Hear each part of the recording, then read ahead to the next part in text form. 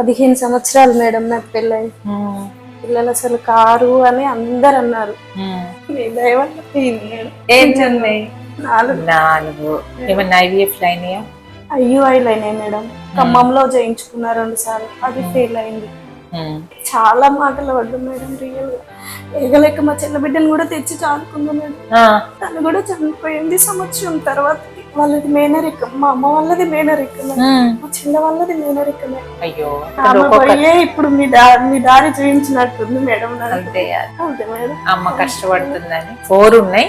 1 2 3 4 మేము 3 పెడతాం, కానీ ఒక్కొక్కసారి ఒకటి దానికి డివైడ్ అయ్యి 2 లాగా డివైడ్ అవుతుంది అట్లా.